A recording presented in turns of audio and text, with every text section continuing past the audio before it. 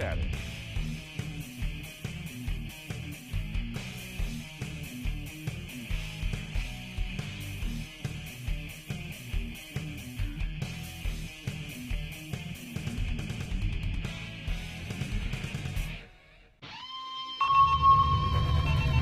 That's gonna work great, man.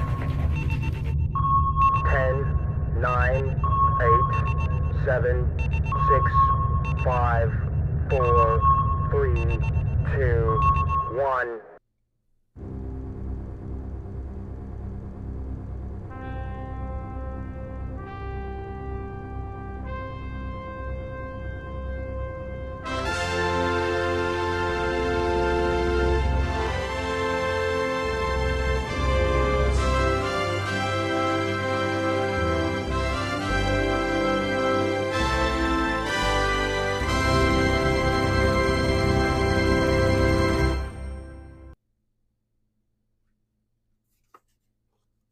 Hey, Well, that's everybody. Hello, try that hello, again. hello. And flip some switch there, Tipsy Toaster. Oh, voila. There we go. Welcome to IFB, Interfleet Broadcasting. I'm New York Pete with my buddy Tipsy Toaster. Thanks for joining us on our pop culture sci-fi entertainment channel. Full disclosure, Chris and I grew up watching all the best of the 70s and 80s TV movies, animated cartoons, and we have our own unique twist that we bring to all this. And everybody also needs to know that, we happen to be big fans of Battlestar Galactica, as well as, Star Trek and all the best of what's out there and what was, is, and hopefully will be. Chris, what's up? It will be is a really good one tonight, actually. Oh, yeah, exactly, man. Well, looking forward to our guests. So, Chris, let's not dilly-dally, man. Yes, let's 'Cause go we ahead have, and toast to the yeah. fans. We always, every Yes. day, every week when we broadcast, we always toast the fans. And this week's beers, as usual, are brought to you by Chris's wallet is mine, and Pete's wife's wallet from his.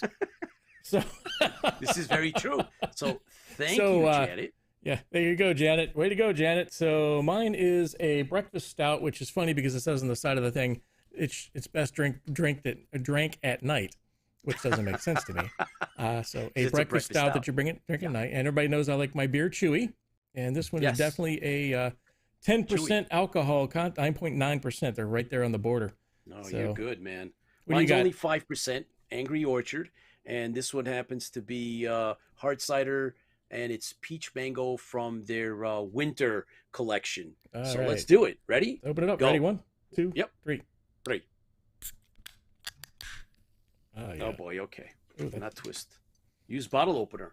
Maybe I should have read it before I tried to Use my twist it see. off. I have a bottle opener. I have my bottle opener. I don't need a bottle opener tonight, but I have my Star Trek bottle opener. Oh, Star Trek in the house, baby, as it should be. All right, let's do It this. should be. Ready? Pour it out. I Ooh. don't think mine pours. It's like syrup. No, mine. Oh yeah, yours is like. Well, I That's don't know what to dark. tell you. Mine does. So, Chris, without any further ado, tonight I can see how dark it is from here. But anyway, yeah, that's something. It's not eating through the side of the mug. Well, everybody, thanks for joining us. All the gang is here, and we're going to send out our live shout outs as we unfold here. So, fans fuel the fleet, guys. Thanks for joining us live, and everybody that watches us this syndication, the thousands that actually tune in later, which blows our mind from all over the world. Thanks for joining us live and later in rerun or syndication. So Yep. here's to you guys. Here's you guys. Chris? Fans fuel the fleet. If it wasn't for you, there is no fandom. Just for you. Here, here. All right. Ooh, that's good. I like mine.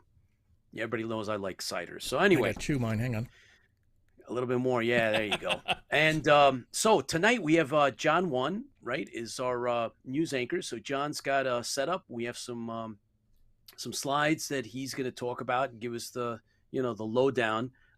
In the meantime, of course, Chris, when you're ready, we have Down Under, right? Australia is represented. Chris Laskowski and George in the house, and Razor Ramon, Lola, all the usual suspects, MJQ, and let's see, Fran.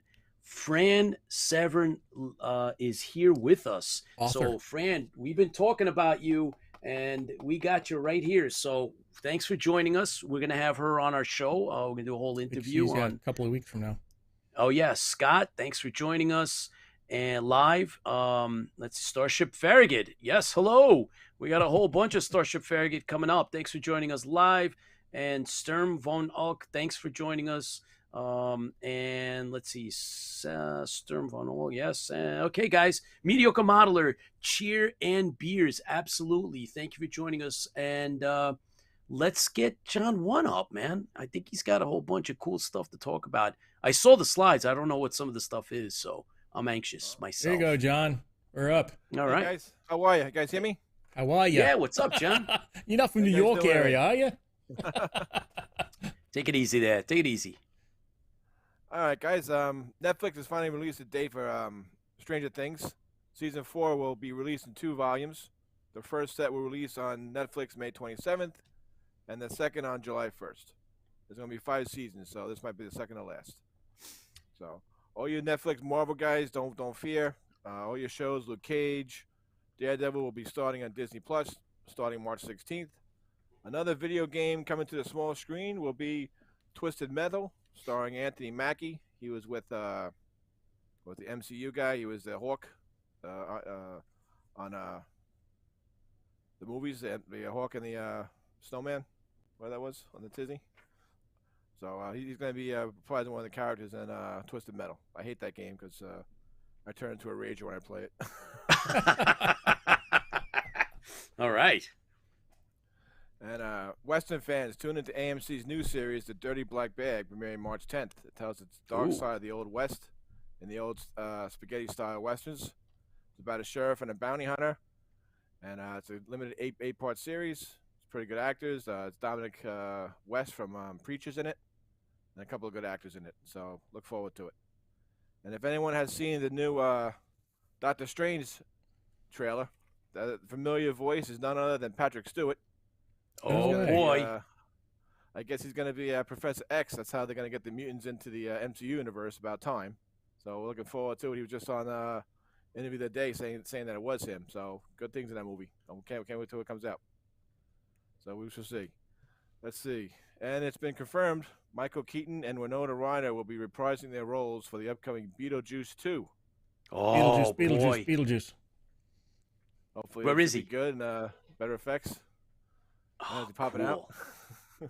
Oh, that is so cool. So that should be production should be going in this summer. So look for it in 2003 or 2004. Sam Esmail is a busy man. His new series Metropolis has been greenlit for Apple Plus. This series is inspired by the classic 1927 film by Franz Lang. Hopefully, it'll be some good graphics. We're looking forward to it. And hopefully, it doesn't put Battlestar Galactica on the back burner. That's what I'm worried about. Yeah, no kidding. I was about to say, Sam Esmail was working on another series. I kind of forgot what he was doing. He's got so many stuff coming up, for Peacock. Hey, Sam, first things first. We're waiting. Yes, we've been waiting for years. Kidding. Come on. And on to some comics. George R.R. Martin is taking a break from his shows. It's coming on HBO. And he will team up with Marvel to bring his superhero anthology series, Wild Cards, to comic book form. It's he's been writing some books about these superheroes in an alternate universe. So hopefully they should be coming out soon. I'm looking forward to it.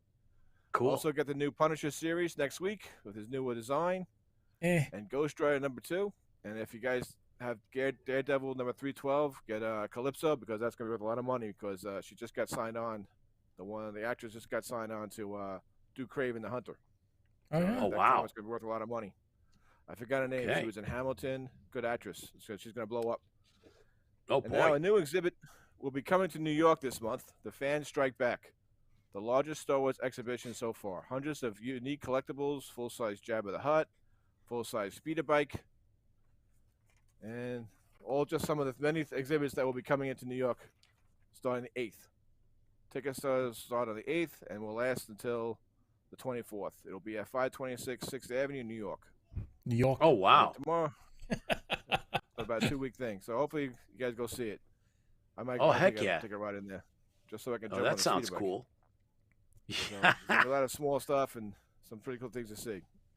And tomorrow the Well, that Batman sounds cool. comes out. Oh, Tomorrow is it? Yeah, it's the comes Batman, out. right? The Batman Yeah. comes out. However, AMC Theaters has started a variable pricing policy, which will charge a premium for tickets, such as Batman and any other movies coming out. So COVID shut wow. down the theaters down for 2 years, and now they're going to come back and charge more. Well, you have to admit there's So probably we'll see. cleaning and everything else involved too. That's Yeah. going to cost them Yeah, more. they- So Oh boy. They do like premium tickets too, like other sports events. They do it Yeah. in Europe, so it's you'll Yeah. look to see like you'll spend like $1.50 or so an extra thing, but it's gonna be worth getting to see a movie theater again. So I'm Well, looking forward to it. I'm hearing good things about this. You know, hey John, Batman's getting better and better. Yes. I got a little insight for you. Our own George says, I watched the screening of the Batman last night. It was very good. Highly recommended if you are a Batman fan. Yeah, I'm looking forward How to about seeing that? that, especially with the Joker. I mean, not the Joker, the Riddler, and the The Penguin Riddler. looks pretty good too. So the Riddler. Wow, so he's George the is Riddler? recommending it, man. I'm Yeah. surprised. So he got to see it. He did a screening of it. All right. can't have anything sounds except good. the penguin. Man, come on, where's the penguin? Yeah, we'll see. Yeah, he's We'll see. The Cool Penguin's stuff. in it too, I think, but he looks differently. So they're all going to go to another series too after that. The Commission is going to have a series on HBO Max with the Joker. I mean, the Penguin. So it should be Interesting. good. We'll see how the movie does. Interesting. Good stuff, That's all John. for me One. tonight, guys. Yep, thanks, John. Thank you. Thanks, buddy. Have a good night, All guys. right. So Yep, take care. we will circle back in a couple weeks, have you back on, and let's stay in touch because we're going to do a spotlight with you, John. Don't forget, Oh. you're getting a spotlight. We're going to have a little background talk on where you're coming from and why and all that good stuff. So a little background story on John One. Thanks, John, for joining us, and we'll see you again real soon. Thank you, guys. Have a good night. Good night. All right.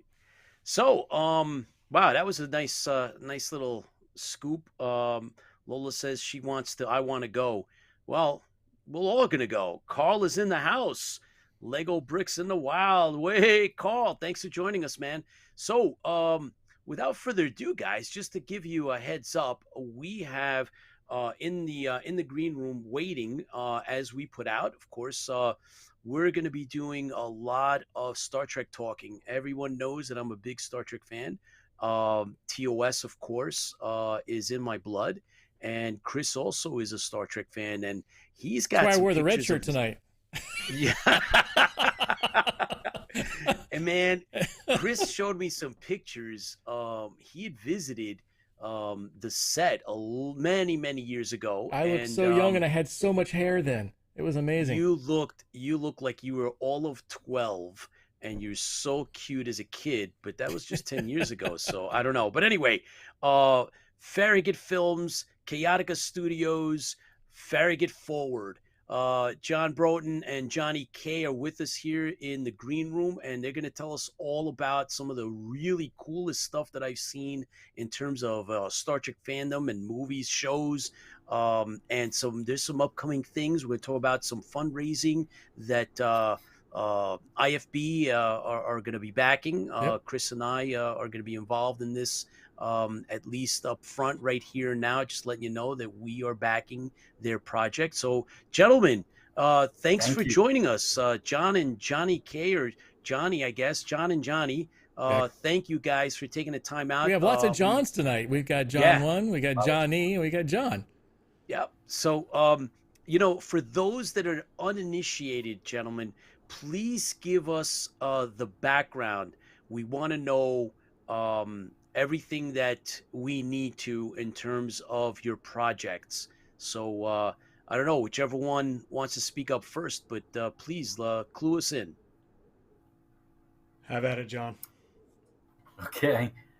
Starship Farragut, if you think of it like a spin-off of CSI and Law and Order, it's a web series of classic Star Trek. It's not Kirk, Spock, and McCoy. It's Carter, Tackett, and Smithfield of the Farragut. It's a different ship, different crew, different adventures, but it's all set in classic Trek. We have tried our best to stay within the realm of Star Trek without dipping into the copyright licensing issues of Star Trek. So you don't see, we don't use the word Star Trek, we don't use Enterprise, or at least we do our best to stay away from what's well known and established in Trek lore.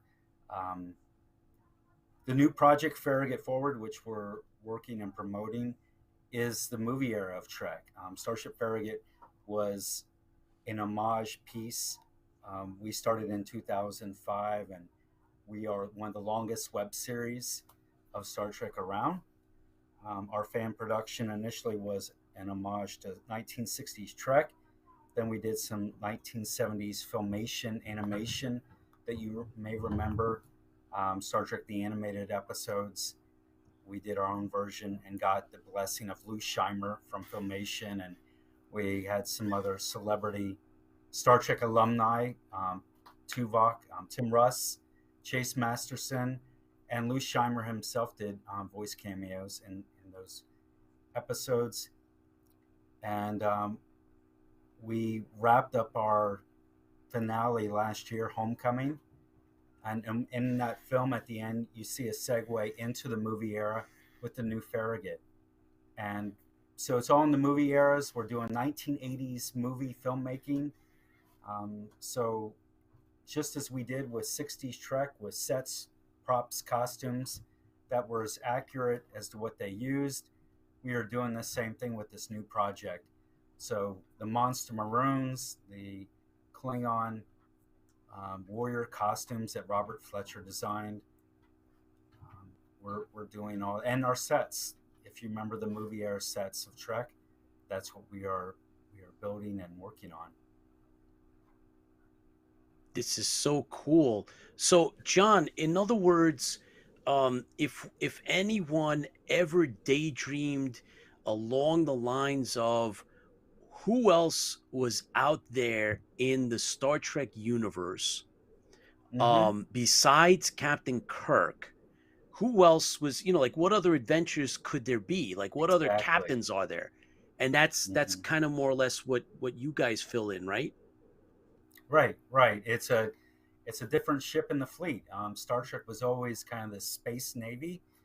So there's just a whole bunch of different ships in the fleet. I mean, the Constitution class had, I think, 12 or 13 of the Constitution class starships. So you think about other types of ships and their captains, but the concept of the space navy and just expanding on that and creating our own universe.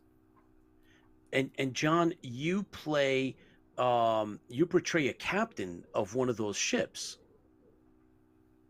The captain of the Farragut, which was canon in classic Trek. It was referenced in the episode Obsession. That was Kirk's ship when he was a lieutenant. That's cool. And it's been used really cool. The Farragut has been in Next Generation, other incarnations of Trek. Very cool. And you were able to produce 6 episodes, if I'm not mistaken. I think, yes. And then 5, I think, vignette, we called them crew logs, and then the 2 animated episodes. That's really cool. And I was not privy to visiting your original set, but my partner, the Tipsy Toaster, he actually did. And if I'm not mistaken, we briefly discussed this prior to going live, that you guys, I think, built the original set itself that was passed on to other productions. Is that correct? That's correct. We initially started in St. Mary's, Georgia. We had a very small building, but we were able to build, I would say, most of the bridge. We had the captain's quarters, part of a corridor, the transporter room. We were able to put the turbo lift and then the shuttlecraft set. So we had all the sets initially, and then later, I think about 4 years later, we were able to get into a larger facility that was 10,000 square feet. And Mike Bednar, who was our director of set construction, who also plays Commander Tackett in the web series, now Captain Tackett in Farragut Forward. He and his team, along with my dad, faithfully recreated all of the original sets in the same configuration as it was on the Paramount lot. All the sets were built at that. Yeah. Yeah, That's incredible. These pictures are from when I was there in 2013. December 7th was Farragut Fest. I don't remember if that was your very first Farragut Fest or not, but no, it wasn't. But that was one of several. We yeah, and I'm proud to say we were the first fan film production that did open house events where we allowed the public to come in and take tours, sit in the captain's chair, go to the captain's quarters, stand up on the transporter pad. We had a lot of those events. So we started those, I think, in 2010 in the spring, and we had like 2 a year. That's incredible. That is so cool. Man, look at that. The detail is, I'm just getting goosebumps. Yeah, I'm like, oh man, I wish I was there. That's this is cool. My buddy, and we went down to it, and we had a great time. So cool. So we met Klingons and everything else, and we met, there's my Klingon picture. Gosh, I'm Who's so that? Young in that shot. Who is that? The Tipsy Toaster. That's a mirror universe Tipsy Toaster. That's not my gosh, I'm so young. Oh, come on. There we go. What? Oh my God. That's just not real. Everything was, I mean, I took photos, lots of photos of the different, it's just amazing of the detail that was there. Cool. And I'm sure the detail is the same in the new place up here in now DC. You're wearing a little red shirt. Tipsy Toaster wearing a little red shirt. Right. Yeah. And I oh yeah, we had on the other side of the building, we had that was used for premiere events. We also used that like a mini convention. We had dealers come in, and so the Farragut Fest was also kind of a mini convention, if you will. Yeah. And I think we had a few celebrities that came. Leslie Hoffman, who was a professional stunt woman, and in Star Trek Voyager and Deep Space Nine, and we had some other folks come out as well. I had to do the classic Kirk pose, of course. Yeah, but I want you to know that Mediocre Modeler says Chris is a red shirt tonight. It was nice knowing you, man. Yeah, I was always a red shirt. You know, they even came out red shirt cologne too, by the way. I guess you spray that on when you know you're gonna fail. Yeah, when you know you're gonna never come back. So Johnny, tell us, what is your part in all this? How do you play into it? Yeah, so I'm the director and the cinematographer for what we're shooting now, which is Farragut Forward. And last summer, John hooked me in by saying 2 words, and those 2 words were movie era. And that's my Star Trek, right? Like Wrath of Khan, Undiscovered Country, like that great string of 80s Star Trek movies. That's kind of my jam. And, you know, I think if things were a little different and John had asked me, can you maybe direct a 60s episode of Farragut? I don't know that that's like my particular style. I know people will throw rocks at me when I talk about it. I'm not a huge fan of the 60s show, but I appreciate it and I respect it. But I love the movies. You know, starting with Wrath of Khan and kind of going through Undiscovered Country. I just loved how cinematic they were and how dark they were. And, you know, it was really shot a lot differently than the 60s stuff. Obviously, it was a different era. And, yeah, John hit me up last year. I'd made a few films that he had seen and worked with his son. Actually, I cast his son on a film we shot in 2020. And John hit me up last year and said, I've got a little 3-page script I want you to look at. It's just kind of a taste of things that might come down the road. But I think initially when he gave me that script, it was really just intended to be kind of a one-off teaser just to put out there, kind of a 3-minute segue of the Farragut, Starship Farragut crew in the movie era. And I read the script. It just had like such atmosphere to it. I saw it immediately in my head. I knew it wasn't going to be like a happy-go-lucky, you know, captain's log where we're at the planet to do the thing. No, it was a different type of story, and it just kind of hooked me in. And I committed to John. I said, I want to direct this and I've never told him this, but I wanted to do it because I didn't want to see somebody else's version of that. I kind of wanted to see, I wanted to be selfish about it because I knew exactly how I wanted that to look when I read the script. So yeah, signed on. We shot the 3-minute prologue, which is what we call it. It's kind of the first 3 minutes of the story that's now just beginning. And you alluded to it before. We're now kind of transitioning into the full episode of what we've got coming. And we've got an Indiegogo fundraiser, crowdfunder out there for it right now. And there's a heck of a lot still to come with Farragut Forward. Yeah, John didn't have to twist my arm too much to get me on board with all this. So why don't we look at your work? I mean, here we go. It's let me pull this over. Hopefully I get this right.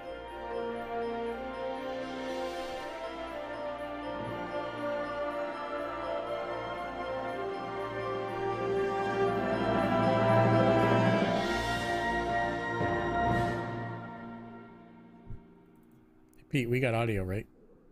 Yes, we do. Okay.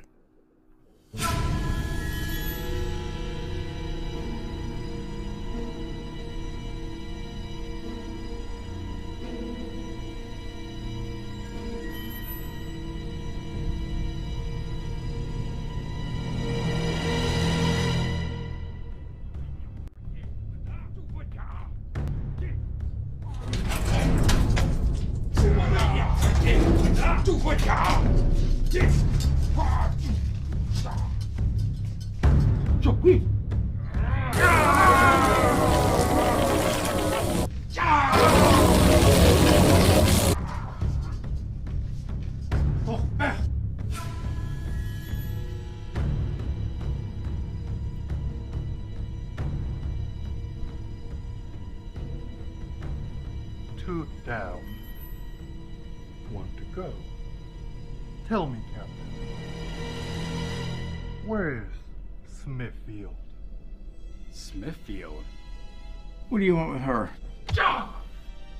RT, is that you?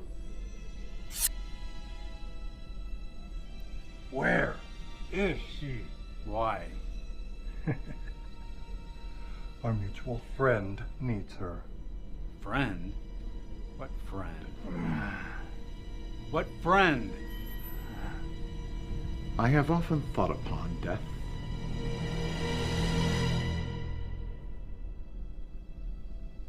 I know that voice. And I find it the least of all evils.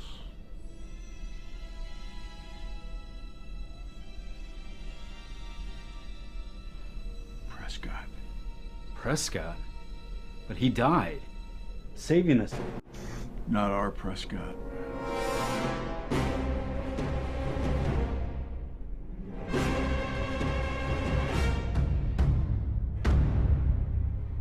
"10 years in a Romulan penal colony taught me something, Jack. Vengeance is nothing. For I am not wrath. I am death."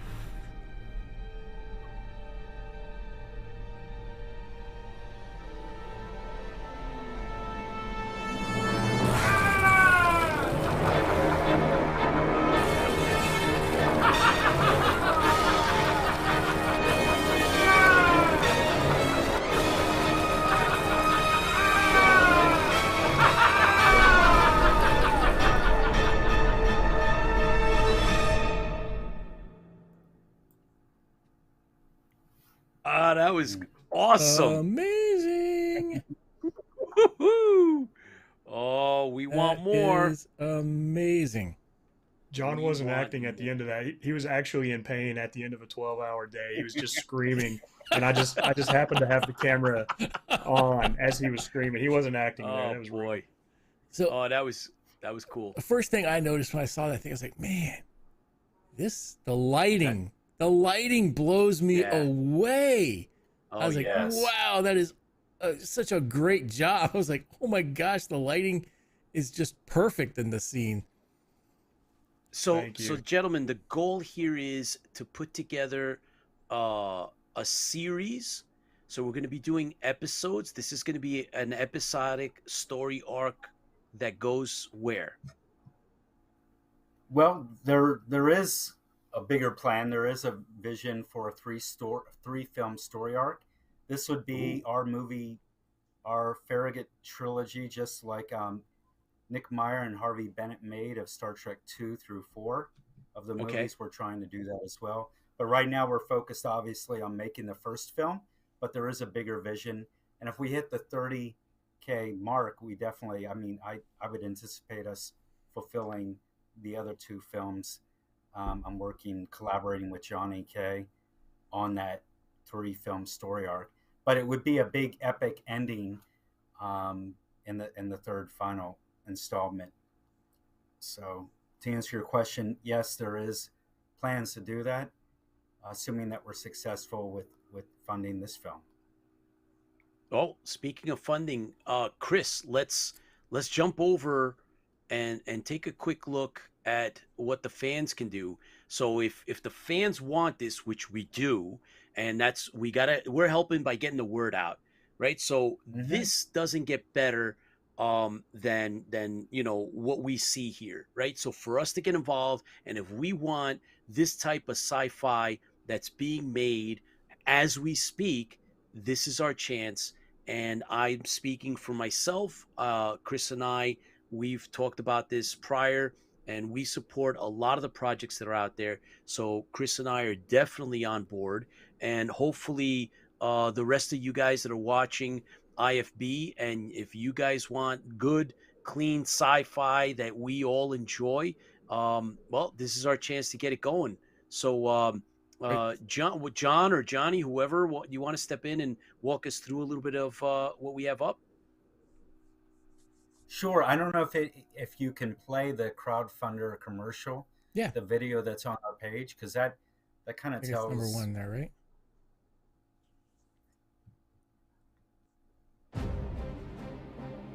There it is.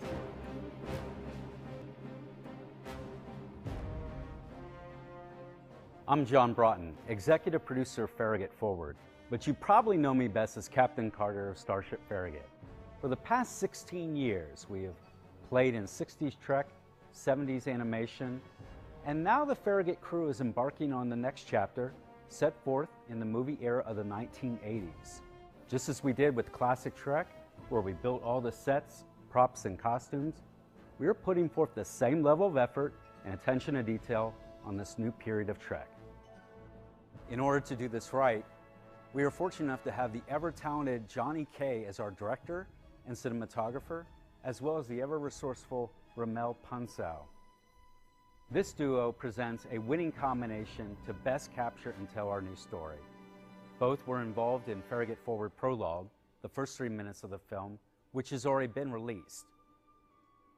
In addition to already building the Klingon brig sets for the first 3 minutes, we have also built a third of the bridge, as you can see here. Having just launched this project over the summer, we literally have been working at warp speed on Farragut Forward. In order to finish this film, we are asking for financial backing. As you can see, we are committed to this film. We appreciate your support. Thank you.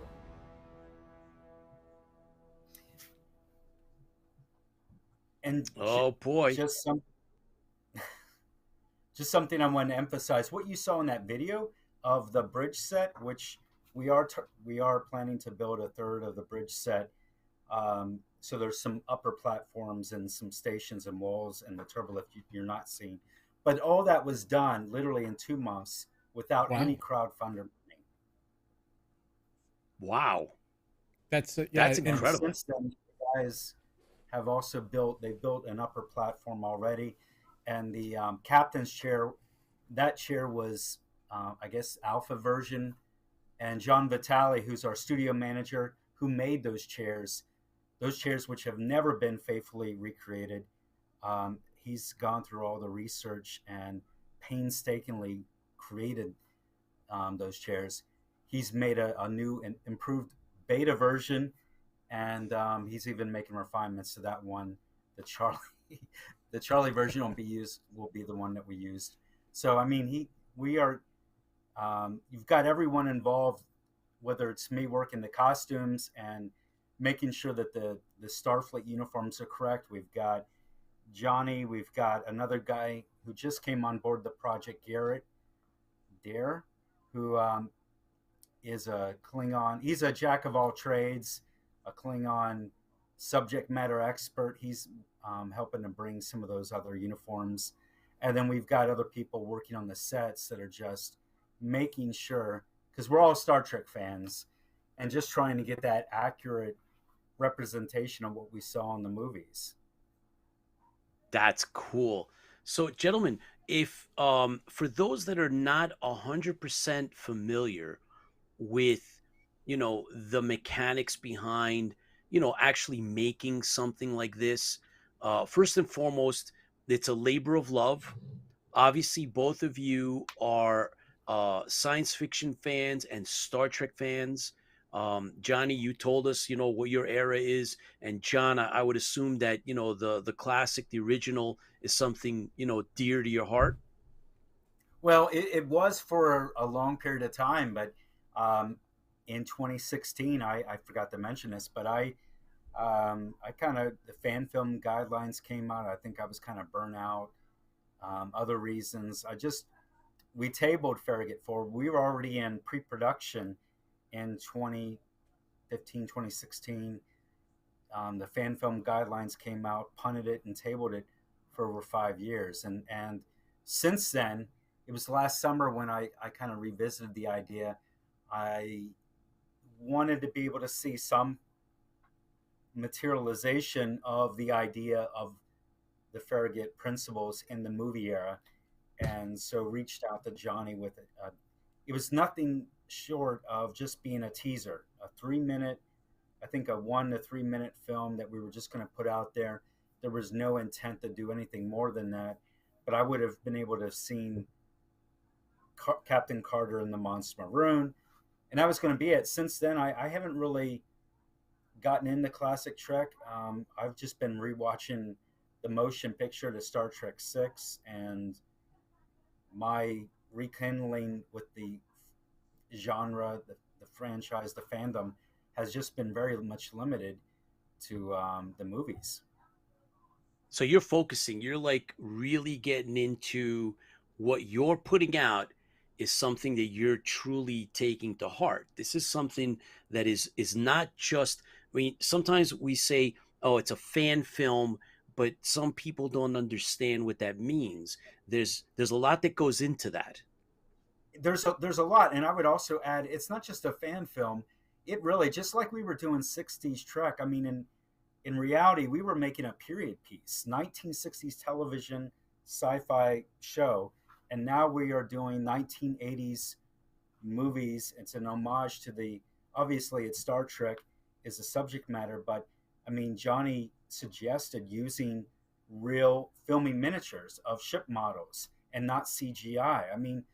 The way he's filming it, a lot of it, it's very cinematic. We are doing everything that we can on all fronts to make it a 1980s movie period piece of Star Trek. So, John, in terms of the fundraising aspect, the fundraising is to help bring the production to the level that you want, which means what? Explain to us, what happens when you meet your goal on Kickstarter. What does the funding really do?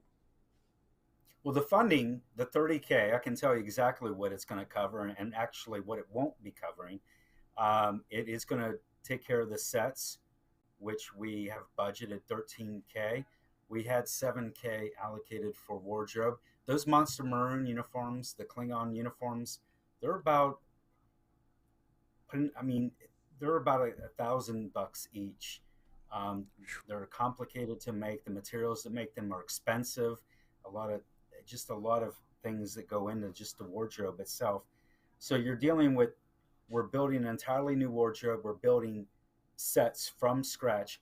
Depending on where we are with the $30K, we can build all the sets that we would like to.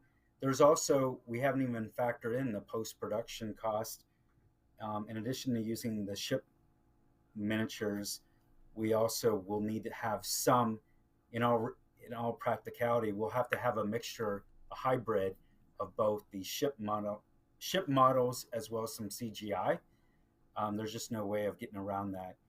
And then we have the actual production costs. You have craft services, you have other, and on Johnny's side with camera, we have some costs associated there. So, I mean, people, you know, the last campaign that I did in 2015, we raised almost $16K, but we had sets and we had wardrobe. That was already established. So everything that we were doing covered a lot of travel and lodging that we had to do, plus other production costs. And this time I think in my head, 30K is quite modest in terms of everything that we are planning to do.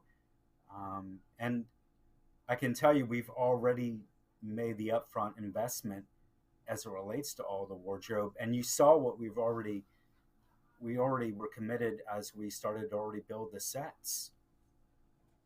This so is, the 30K yeah, will, I mean, we're trying, and you saw the level of the 3-minute film. That's the type. That's amazing, and I haven't even mentioned the Klingon sets. There's Klingon wardrobe. I mean, we're trying to do something that no one else has done before.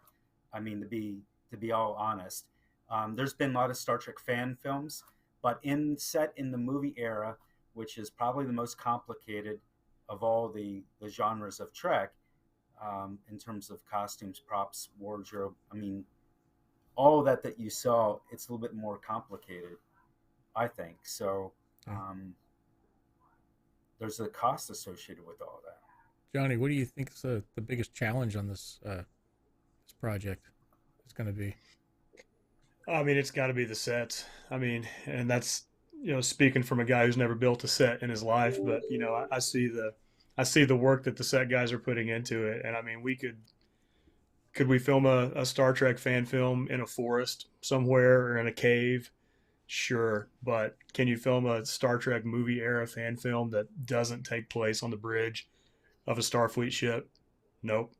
So, you know, right now, I mean, the set guys, you know, we talk a lot about it on our meetings. You know, the priority is really, you know, those sets. And I would kind of prioritize the Starfleet bridge set above all else. We could certainly cheat stuff down the road if we need to. But yeah, by far, I think the biggest challenge is just getting those sets, and not just built, but getting them built to the degree of accuracy and the degree of kind of production quality that you saw. You know, Chris, the pictures you put up when you were at Farragut Fest years ago, you've seen all those dials and consoles from the 60s era, and just imagine all that, you know, if it looks like it was right out of Star Trek 6, you know, it would just be amazing. And like John just said, you know, that it doesn't exist currently. It's not like we can go to sets that are pre-built and standing and film our film. You know, we have to build this stuff from scratch. And one other thing I do want to throw on, you know, I always kind of tag on to John's piece with this. There's always a lot of talk about set construction. There's always a lot of talk about wardrobe. It's a good story, folks. Like the script itself, it's something I am super excited about. We worked on the script. I think John mentioned it might have been the longest kind of writing phase of anything that he's done Farragut wise. It's been going on since maybe August. And we have pretty much so we have pretty much a mostly locked, you know, script right now. And I mean, put the sets and costumes aside, like the story itself is absolutely amazing. And I kind of gravitate toward the character stuff, and it's a very character driven, fast paced script, and it's going to look good. Yeah, so one of the things we always concentrate on, so we love the people who build the fandom.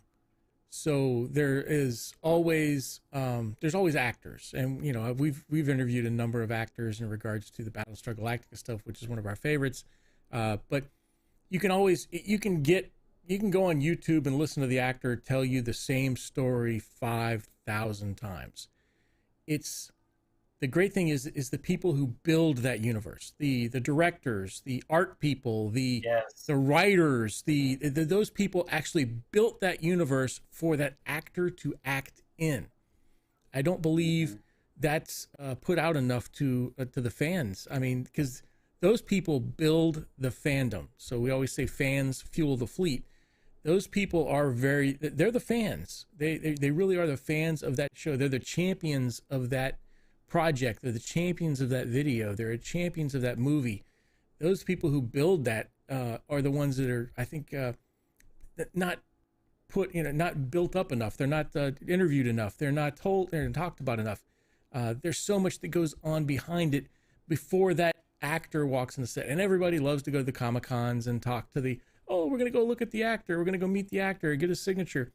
To me, that's great. That's a one-time deal, but it's the director, it's the producer, it's the people who put the costumes together. It's all of those people that we love to interview and talk to.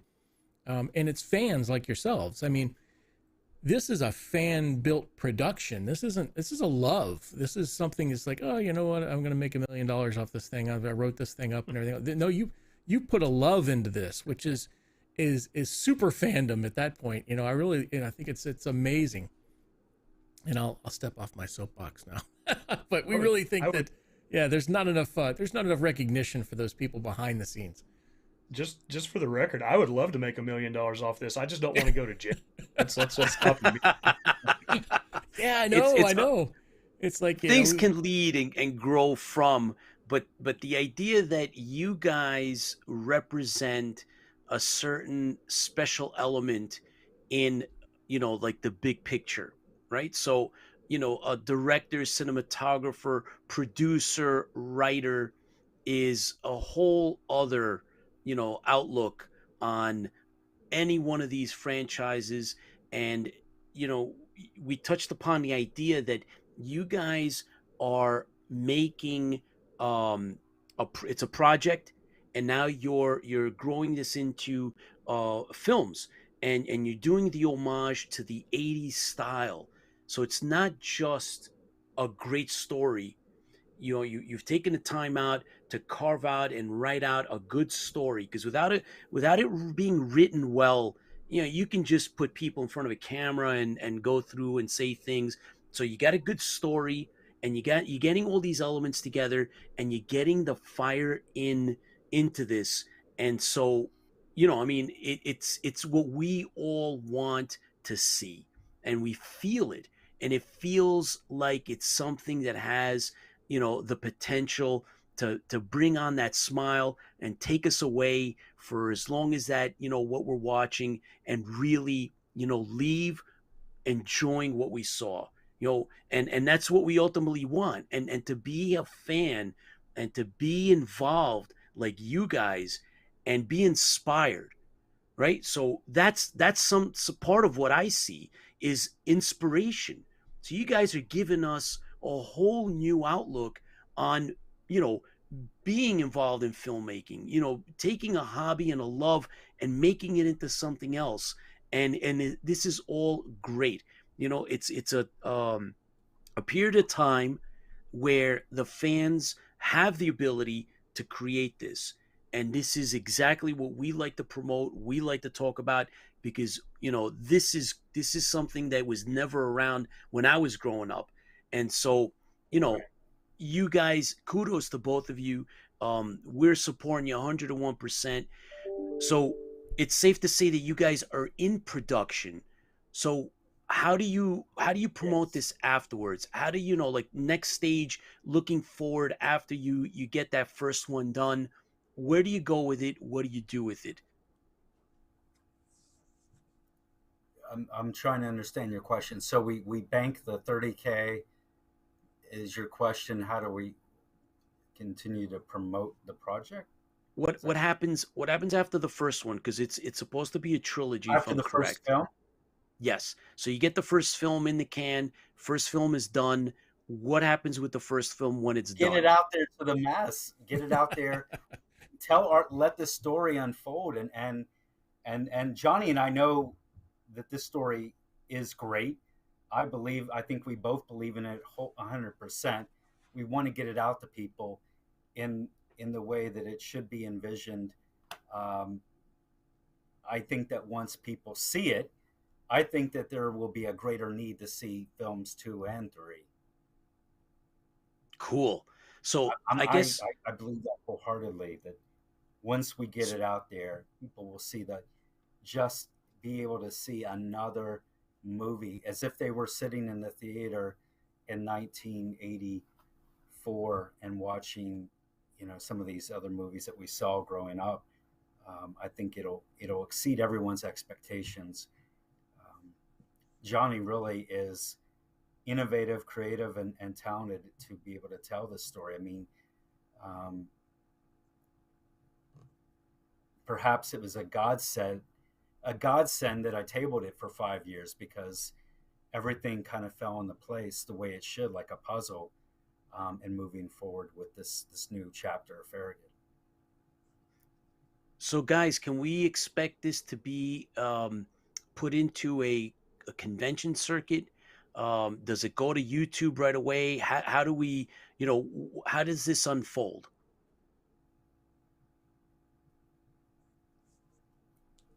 You want to take that, Johnny? Johnny, I was going to just say that after it's on YouTube, I mean, anywhere and everywhere is where we want it to include conventions, film festivals. But Johnny, you please speak to that. Yeah, no, you pretty much said it. I mean, there's there are fan film festivals out there, and there's plenty of, Star Trek and sci-fi festivals out there that would, happily show Star Trek fan films or any other type of sci-fi fan film. So I think, the more exposure we could, get it out there, the better. Definitely first stop is going to be YouTube, just to get it out there. That's especially the way, distribution is right now, and how the CBS fan film guidelines, speak to how you can distribute your fan film. It's definitely going to hit YouTube first, and hopefully have a long and healthy life up there. And then we'll see about getting it into some of the conventions and fan film festivals out there too. Interesting. So that's kind of what I was getting at. So, Chris and I, we loved going to conventions, and this is the kind of stuff that, fuels cons. When you go to these things and you see guys like you guys that have taken it to a new level, and we get a chance to maybe meet with you guys, as fans, see your stuff out there, even if you have like a table set up and you have your stuff out there, and we get to meet with you and see you and, all of that good stuff. That's kind of what I was envisioning, so it's like, do you guys normally do that? Do you kind of like, I'm sure you've done some of it. How does that play into the, post-production and, distribution of your project? I think we just did it about 5 days ago. John and I were we had a table, and we also did a panel here at Farpoint Convention, which is a pretty famous local sci-fi con in the Baltimore area. They're famous for Farpoint, and then at the same hotel, they have Shore Leave a few months later, which is another pretty famous long-running convention here in the DC Baltimore area. But yeah, just a few days ago, John and I we had our table there. We showed off a lot of the costumes.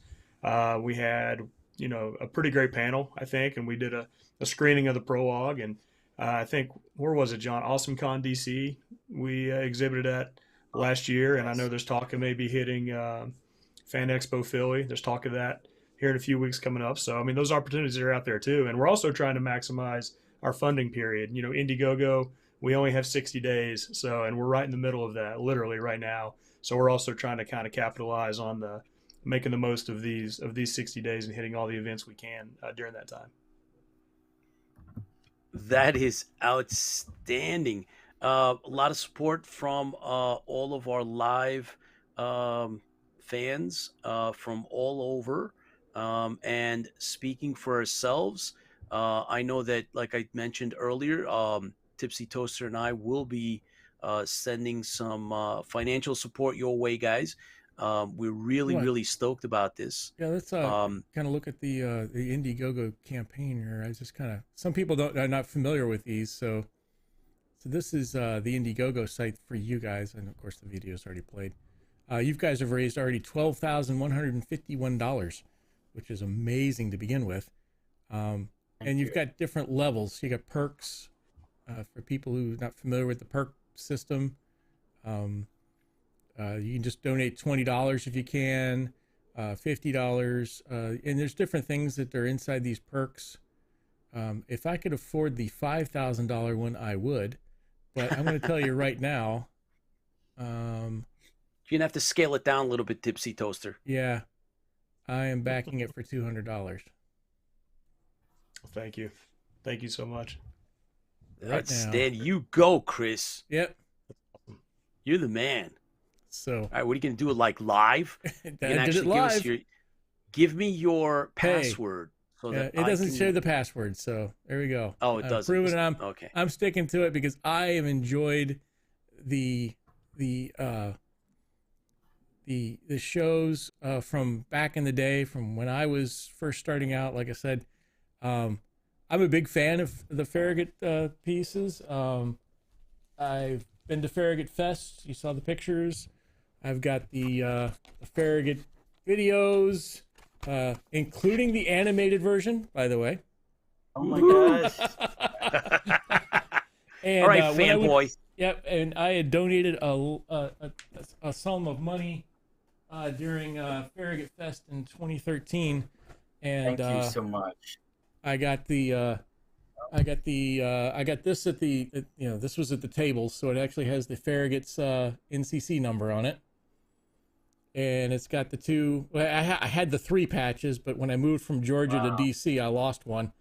So I got the two actual patches that we were giving out there. So I highly recommend watching the other Farragut pieces. I highly recommend checking out even some of the stuff that you've done in regards to the Kaotica. Sorry, I said Konica for some reason. Kaotica Studios. I mean, look at this is quality here. I mean, this is something fun. This is pushing our fandom farther. If the people know that we love this stuff, more people come to the fandom. It's like a drug. You kind of throw it out there and say, hey, the first one's free, but you kind of get them locked in. But we're big fans of Battlestar Galactica. We're big fans of sci-fi altogether. But I think some of the projects that are done and the artistry behind some of the fan built projects that like you people are doing is just the dedication. I mean, wow. The dedication alone just kind of chokes you up. It's like, oh my gosh, how much work this is. The volunteers that I knew Starship Farragut back in Georgia, down in Kingsbend,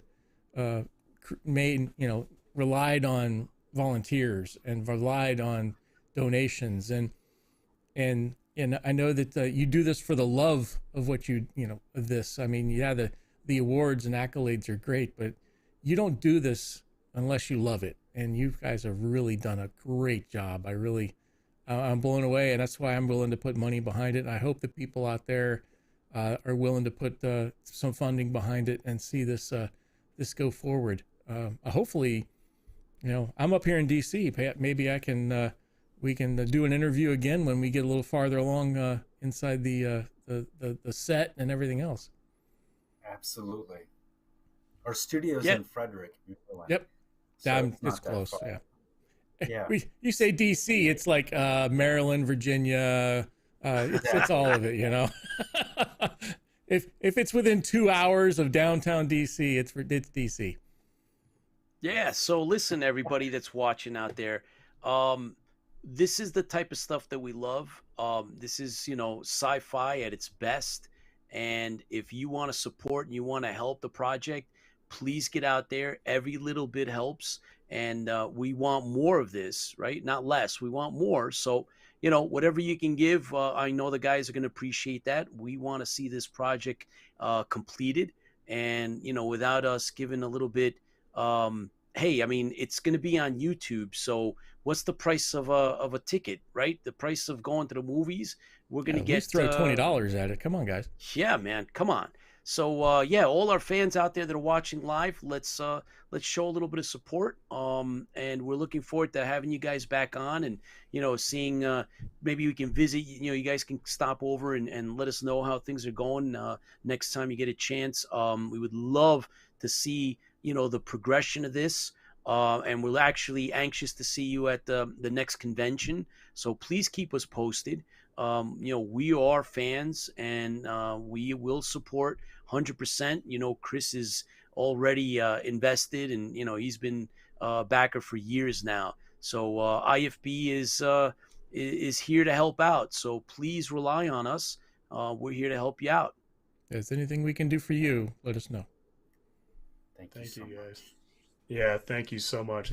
That's been awesome. Thanks for the donation too. That's putting your money where your mouth is. That's and it. Truly, and it's true. I mean, if you love the sci-fi, you love the story, and you want to hear more of it, invest in that story.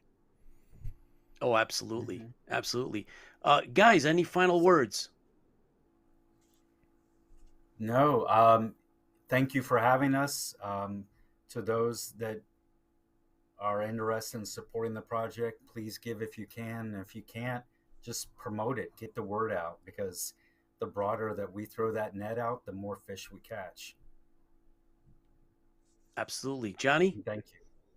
Yeah, I just want to say thanks. And John just brought up a great point that I'll echo. Even if you can't donate, I mean, it is, tough times out there for many, many, many folks, and has been for a long time. But if you can't donate, we absolutely understand that. Please help us share, broadcast the signal. I think one of the best things that can happen to us right now is if we got picked up, either by a Trek-loving celebrity out there or someone who sees what we're doing and believes what we're doing, and with the click of one button, that could get broadcast to many, many millions of people, and it doesn't cost anybody, a dime to do that. So if you can't donate, we totally get that, but, please help us share and let's, make this thing happen. And thank you guys for having us. Oh, it's been Absolutely. a pleasure. Oh yeah, we love this stuff 101%. So gentlemen, break a leg. Let's stay in touch. We definitely want to have you keep us posted, and looking forward to the day when we can meet you guys in person at a convention or wherever. And I'm anxious, Yeah. so I'm gonna go rewatch everything, and this is good stuff. So thank you for joining us. Let us know if we can get on set somehow too. Yes. I'd love to be able to do a couple of interviews on set while this is That would going be on. really, really cool. Maybe we could Fantastic. do Oh yeah. IFB broadcast on the sets. That would be kind of cool. That would be awesome. Yeah, we could definitely do that. We can make that happen. Absolutely. We have the power. We can. Yeah, we'll beam right Fans over. fuel the fleets. That's what we always say. So the fans are out there. They fuel the fandoms, and the fandoms are the fleets. So there's all sorts of different fleets. There's Battlestar Galactica fleet. There's Star Wars. There's Star Trek. There's They Live, which is one of my favorite movies. There's even and some of the stuff that it's just some of the off the wall stuff that it's out there. Why not? If you love it, back it, make it happen, be a fan, and be a super fan. And you two are super fans. You've not only a fan of something, like, oh yeah, I'll go buy some stuff. Like, no, you create. And then once again, like I said before, creation is the next step in the fan level. I mean, there's fanzines that our people do a lot of. There's writers, and then you finally have gotten to live the dream of your fandom and pushing it farther into actually making your own movie. I mean, would you ever think that you were ever going to get to be able to do your own movie when you were a kid? I'm going to do my own Star Trek movie. There's no way. It's like me saying I was going to do my own Battlestar Galactica movie when I was 10 years old or something. I can't do it right now. I don't have the talent. You have the talent. You have the drive, and that's important in the fandom that you've pushed it this far. Live long and prosper, gentlemen. Yep. Thank you, Chris. Thank you, Peter and John01. Thank you. Yep. Y'all take care, and thank you so much. Thanks, guys. Thanks. All right. That is definitely one of the coolest endeavors. Like you were saying, Chris, man, that's just crazy, right? You're taking it to a whole other level. And I mean, it's not, and it's what we saw and what you've seen, and those of us that have actually watched it, man, oh man, it's just so cool. It really is. Yeah. Right? We always talk about how we support the fans, and we're fans, and this is one and the same for us, right? We're talking about how fandom expands itself, and how we love to see how fans can make things and promote things and make something out of what we love, right? The fandom. And this is, you know, all of it wrapped up into one. So when you see this production, the quality of what's out there and the stories themselves and the love that goes into it, I mean, what is there not to love? So I'm always a sucker for a good fan film, one way or the other. And you know, this is on the pro level anyway. So Oh my gosh, yeah. yeah, it really is very, very cool. So Chris, thanks for having the guys on. I know that you'd reached out to them, and thank you, gentlemen, and Kaotica Studios, Farragut Films, and Farragut Forward, John Broughton and Johnny K, who are our guests, and their Kickstarter campaign, which we are supporting because we believe in what they're doing. Which you guys that have been following IFB, you know that we have a soft spot for fan films. So this is another fan film, and everybody knows that we're Star Trek fans anyway. But you know, our thing obviously is Battlestar Galactica. We feel that, you know, we're doing it justice, and there's so many other groups, whether podcasters or streamers, that actually cover, you know, the Star Trek angle and the Star Wars angle. So we don't get into it as much as I guess we could, but for obvious reasons, which we've said before, is, you know, we let those that dedicate their time to those franchises. But this is something that, you know, we are all sci-fi fans, and so we thought it was really, really cool to have them on. So right, Chris, I mean, it was just, it's so cool. And you know, maybe we might be able to get onto the set. Oh man, Hopefully that would be we'll run great. into I them. mean, Yeah, that'd be that great would be to really just kind cool. of even, you know, kind of talk with them as they, you know, do a couple of shows as they go progress through this, kind of get an idea of what's behind all this. Maybe there's other people out there that want to assist, or maybe there's other people out there that want to create their own fan films. I mean, I would love to create a Battlestar Galactica fan film, but I'm sure it's the legal things that scare the snot out of me.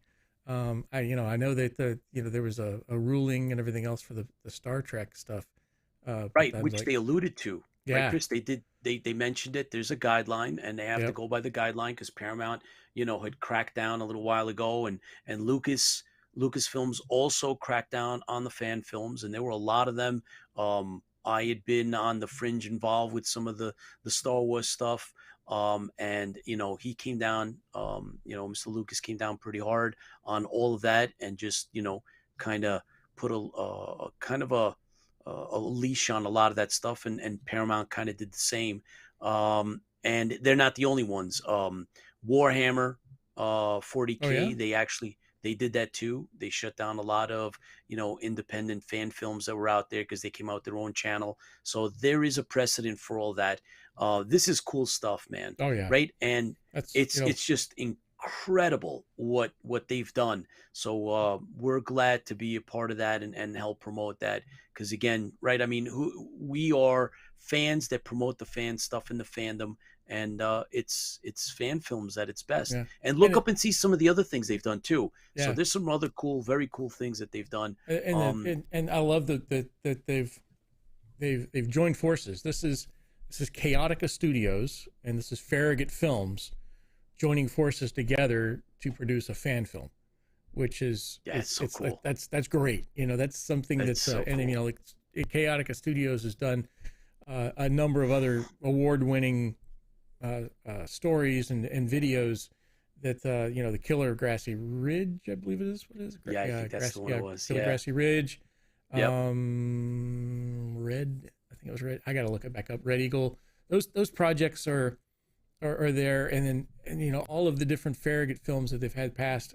Check them out on YouTube. I mean, these are they're there. Yeah, they're there. So cool. It's why not? You know what? It's you've seen all of the Star Trek episodes. You've seen all of the other things that you've done. Yes. Well, there's nothing else to do. No, there is something else.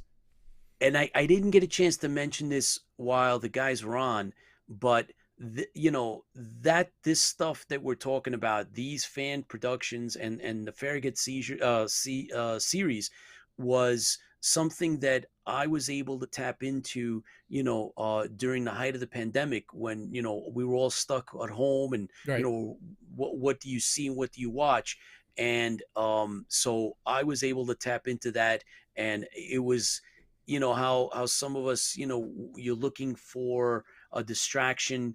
You know what I'm talking about. Everybody lived through this. We know how difficult it was.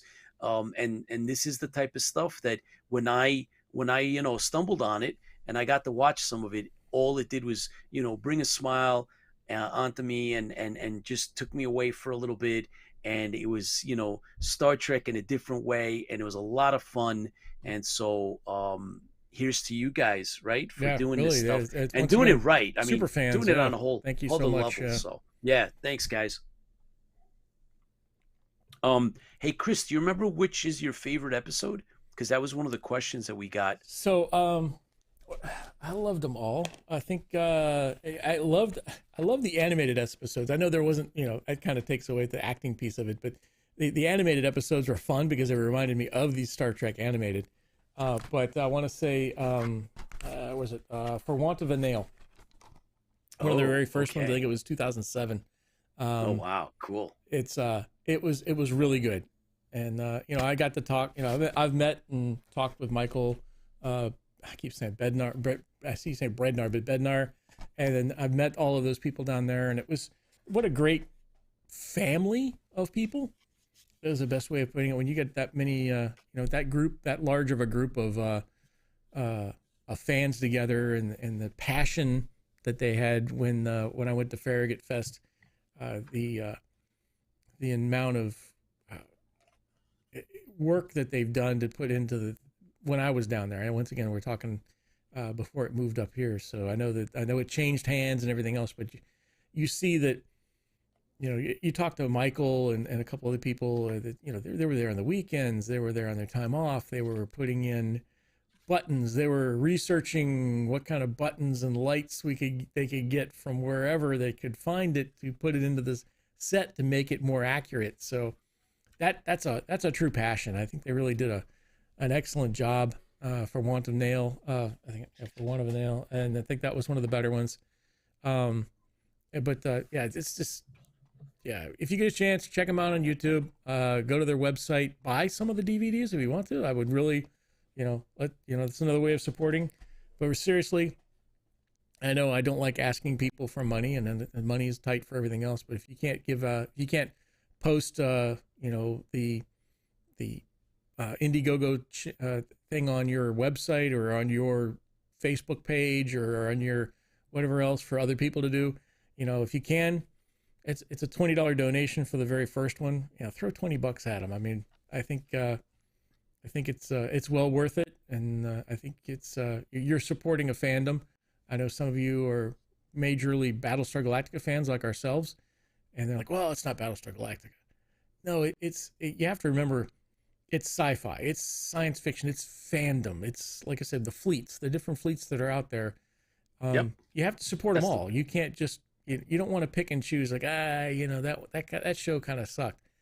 But if you don't have the drive or the passion behind those things, then you know, the fandom will die. You will lose people through attrition. I mean, let's face it, we're all playing the game. When we were born, we start playing this game, and it's a losing game. We just try to play it as long as we can. That's the idea behind it. So that's it. You know, get out there and make good with the world and have some fun and enjoy it. Well, Chris, we're talking about fandom, and we're talking about you know, taking things to another level, and we're big fans of, you know, the fanzines and the fan fiction, and we are going to be interviewing Fran Severn, right? So for any of you guys that have the actual novels and have read her work, she's going to be a guest on our show, and we're going to be talking all about this, right? So you know that's what we're about, right? We're talking about, you know, fans and fandom and taking it to another level. So we have, on the one hand, you know, we just dedicated part of the show to, you know, the filming and fan films, and there's all different levels, and we love all of them, whether they're, you know, the production value is through the roof, like, you know, the Farragut series and what they're doing, and or somewhere in the middle where you have like the simple type of films. And then there's, of course, the, you know, the writing aspect, and you know how much we love this. And of course, that's you the know, book Homecoming by Fran Savage. Yes, this is Homecoming, right? This is the one that I possess. Chris has, I think, I don't know if she's others. still on tonight, but she's out there, guys. So yeah, we actually and found she's one coming of to the show. Yeah, she's coming to the show, and she's out there watching too. Yeah. I wonder if she ever found, you know, with excuse me. That's why you're not. Yeah, you need to. Yeah, you should just. There we go. That was the stout coming back. It was a little chunky. Yeah. But you know, Nancy and all those other people that we've been looking for. I don't know if she ever got a hold of them. Sharon and everybody else. But yeah, so the idea is, you know, where does the fandom go? And we have a good idea, and we know what we want to support. Fran says she's right there, so we're good.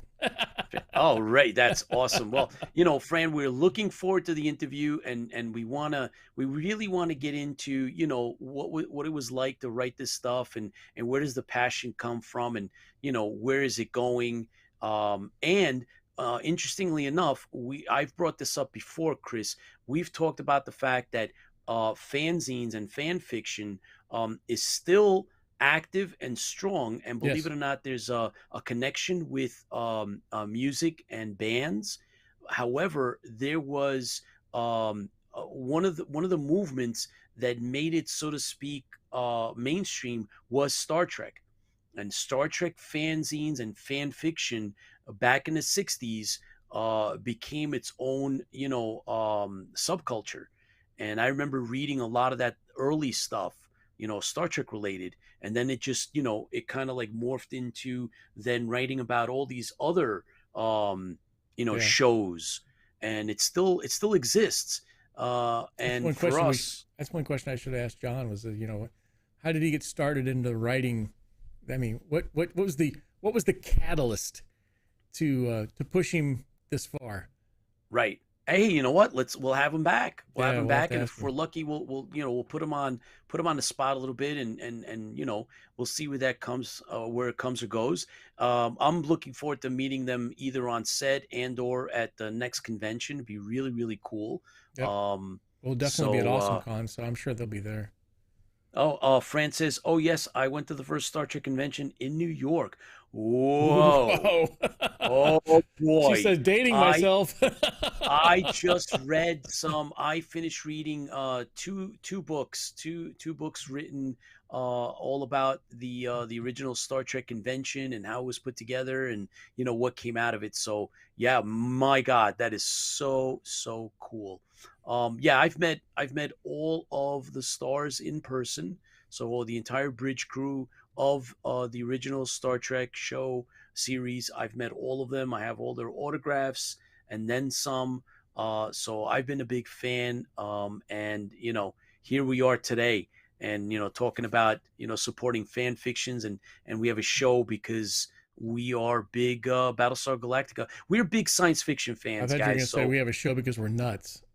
Yeah, well, that's true too. But I mean, look, we're big Battlestar Galactica fans, but we're big science fiction fans. Yes. Fran says, an astonishing experiencer. No one had any idea how much an event it would be. Oh no, absolutely not. And it just blew up.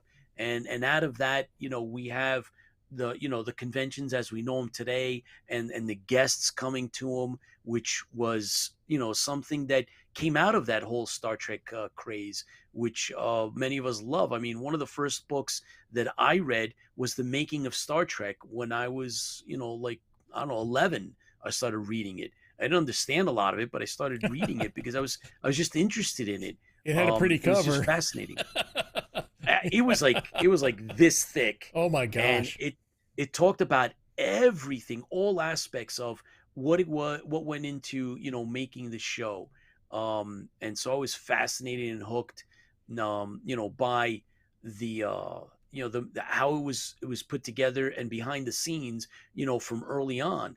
However, speaking of fans and you know, memorabilia and the like, wanted to thank especially tonight was Rob Baum.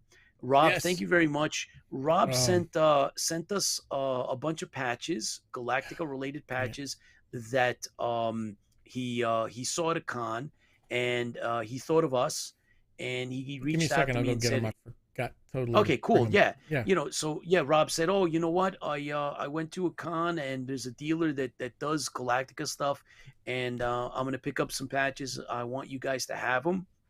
And so I want to make sure that I thanked him. Chris is going to go get him. He's going to show him. Thanks a lot, Rob. Really appreciate it. That's really cool that you guys think of us, that, you know, that you want to actually, you know, send some stuff our way. Really, really cool. Thank you, Rob. Really appreciate that. Fran says, the paperback, I still have my copy. Oh, boy. Yes. Right. So, you know, science fiction for many of us is, you know, something that's inspired us to do things, or, you know, it gives us a break from the mundane. I love, by the way, I love collecting patches. Thanks for the patches. Yeah. They're out in my car. Oh boy. You left them. Sorry, Rob. So we're going to show them. It's great to have, we'll have them next time we're in. I'm so sorry. You know, Chris, when you get a chance, you know what? Take a picture and post it on. Oh yeah, we can could do that, definitely. Yeah. Yeah, let's do that. So it's thanks, fun to Rob. have, really, it's fun to have fans of fans. So we're fans, and somebody was a fan of us and thought of us to do that. That was amazing. We really appreciate it. Yeah, that is really cool. And again, Fran, we're looking forward to having you on the show. I know that you were hunting down some of your work. Make sure you bring a list. Yeah, if you haven't, please bring a list, and we'll put the word out, and maybe, you know, some of our fans might have some of this stuff if you weren't able to track it down. You don't have it, maybe we can find somebody who has it. Somebody can scan it in for you. I think I have just about everything of hers except for the book that you have, which is the Homecoming one. Yes, I don't have the actual Homecoming one. I have all of the other written books. You have all the others. That's right.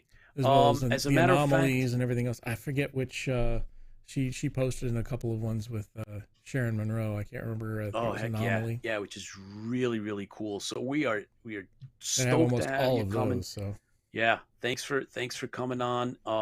So that Chris, as a matter of fact, hey, so Pete, I think we should talk about. Wait a second. Somebody delivered something to you. Yeah, but you know what? Since we were on the Fran kick, let's just let everybody know that it's March 31st. Yeah, that's next at the end of the month. Yep. Right. So just so everybody knows, we want everybody to tune in. So that's we have her locked in. So we're looking forward to that. As a matter of fact, Pete got a delivery this week. I would have never Who would have ever thought to give Pete a gift like this? Yeah. I would have never thought. So Pete's always talking about cool things that he got. So what'd you get, Pete? Did you get anything cool? Yeah. But I did. I don't know. To some, it might be very cool. Especially maybe those that are like 7. Anyone that's like 7 or 8 years old, I think will think this might be cool. Because I'm not too sure how, you know. But here you go, guys. And you know what Chris said to me earlier before we went on? He's like, oh, look how detailed the eyes are. Oh, those are really cool eyes. Okay, Chris. There you go.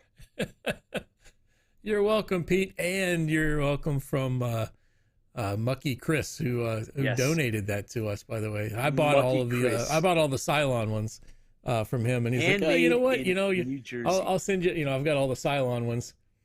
Yes, so I get this one instead. So he donated that one to Pete, just so I can make sure Pete has it next to him all the time, so we can. Yes, he loves Jar Jar Binks. See, the most hated character in the Star Wars universe. So not only do I have him, but I have him as a Jar Jar Binks Buddha. Thanks, Chris. But more importantly, thank you, Mucky Chris. Let's get that in there. We met him.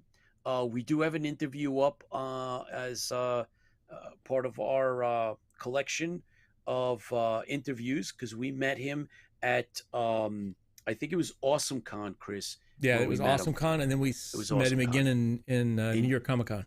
New York Comic Con, and the guy's stuff is just incredible. I picked up some of his. Well, actually, we both got shirts. We got Planet of the Apes shirts. Yeah, Planet of the He Apes did stuff. a like a Urko Evil Knievel shirt, which is just freaking awesome. And I got a bunch of some stuff from him. That was basically Planet of the Apes. And thank you, Monkey Chris, for this. This is it will be cherished. So, yep, very, very Pete cool. will keep Thank that close to him very, at very all much. times because he is such a fan of Jar Jar Binks. If you guys are into anything like this, and like I said, like some unique T-shirts that they put out, their own line, they're definitely worth looking up. It's just really, really cool. Oh, and by the way, he's a big fan. Yeah, he's a very big fan.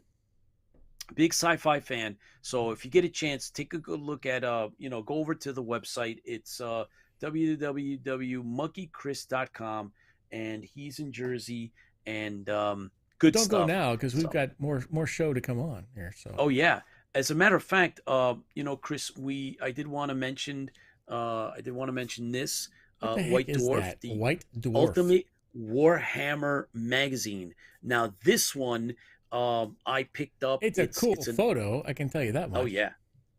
There's the Primaris Space Marines.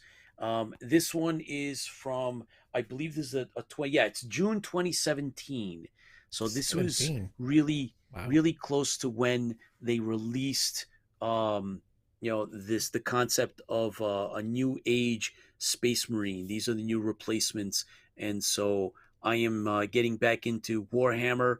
I had stopped for a while because I was writing my own book, and now I'm getting back into it. And so, I don't do the gaming as much, but I do. Thanks to you, Chris, I am now hooked on the audiobooks. So that's how I'm catching up. I'm listening to all the old, books that I missed in the series of Warhammer 40K. I'm also doing a little bit of painting because I picked up some of the 8-inch McFarlane Space Marine figures, and I'm customizing them a la Mediocre Modeler style. And so that's where I'm at with Warhammer. And I think Chris, that brings us... He hasn't been on tonight, has he? Yes, he was. Oh, was he? Okay. Has. Yes, he has. I was watching his latest video with... I love the video. He's like... He did a great flashback. There was like, this doesn't match up to here, but I'm okay to live with it.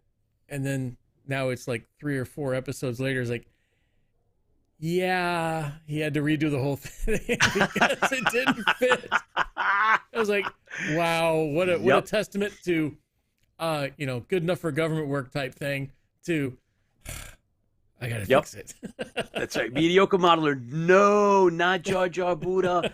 A disciplined mind brings happiness, but I'm Gungan. Get mind brings violent convulsions. That is absolutely correct. So be careful you don't wish upon that guy, because I don't know if good things come. Oh no, that. Pete's gonna have to do it sooner or later. Yeah. Oh boy. So guys, we have. All right. So let's we're gonna move into the book. Yeah, we're moving into the book.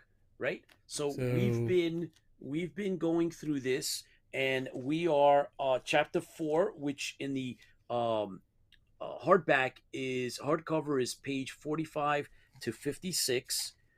Chapter 5, it's the Epic Odyssey Reborn, right? Battlestar Galactica Armageddon, Richard Hatch and Christopher Golden, and it's good. It's actually very good. Now it gets a little, it's debatable as the series progressed. It's open to debate, but this I got to tell you, very good. It started out very good. I'm having a good time with it. Yeah. Oh yeah. So you gave the numbers. I'm trying to search up the end of the chapter on mine. Okay. So yeah, there we go. It's stand by. Mine is in the paperback. It is 42 through 53. Yeah. Hold on a second. Say that again. It's what? 42 to 53. Okay. Yeah. So mine's 45 to 56 in the hardcover, and that covers chapter 4, and that's where we're at. So guys, we were not able to squeeze in the comic book because we usually do the Maximum Press. That's the series. Gee darn! I'm so upset. I read the comic book this week, and I think we should just skip this one. So I'm okay with skipping this one. There's a reason why Chris is offended by I'm this. very offended. Yeah, he's very offended. And if you haven't guessed it, it has to do with his crush on Athena and some character that is romantically involved with Athena. No, and it's just don't give me the visuals. I don't need it. I'll be upset. All right. Well, we're gonna hopefully next week we'll get a chance to incorporate that issue, skip it. whether Yep. he likes Next it or week not. we'll skip that All right, one and we'll go right not. over to number 3 of the Battlestar Galactica no, we're not. series. But we are going to Enemy definitely. Within. Yeah, we're gonna close out the episode with this book. Yes. It's available for, I mean, you can still find copies of this. And it's the other ones that are hard. And if you really want, you can actually search Armageddon Richard Hatch.pdf, and you may find a free version somewhere. Not that we recommend. Yeah, that not you that we break copyright at all. Correct. But not to say that we didn't try to find. We went to the publisher. Mm-hmm. We tried to purchase copies. Right. We tried to get a full set of 1 through 7.